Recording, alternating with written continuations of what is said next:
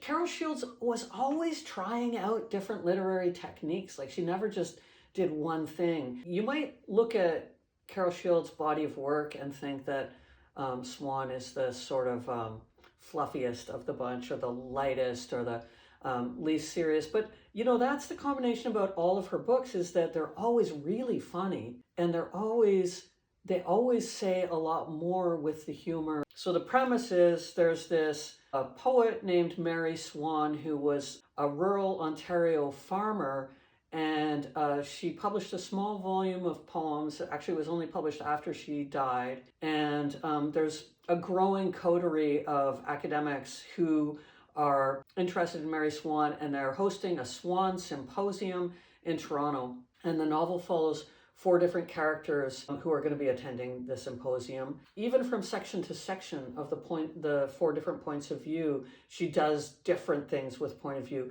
But the final section, the symposium bit, is told in something approximating a screenplay format. Also an amazing feat to be a fiction writer, and Carol Shields was a poet as well, but to recreate some of the poems by this supposed poet and have them actually be interesting poems. They're sort of kin to Emily Dickinson in a way. Here's a little passage. The character is Morton Jimroy, who is a kind of a pompous, self-involved literary biographer. He's writing a biography of Mary Swann. It had always seemed something of a miracle to him that poetry did occasionally speak, even when it didn't. He felt himself grow reverent before the quaint, queer magnitude of the poet's intent.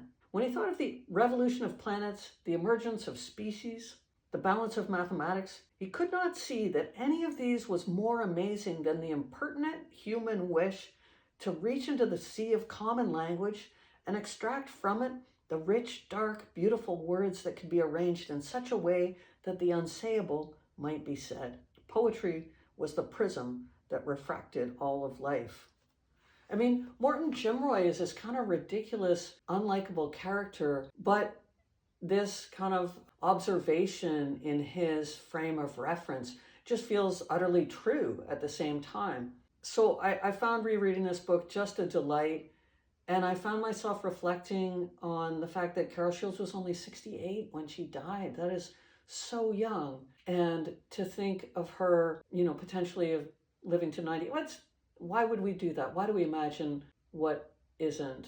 Anyway, just the beauty of her work, the interest of her work, the intricacy lives on, and all these books are here to be reread, which is a wonderful thing. And I really love having had the occasion to visit them again.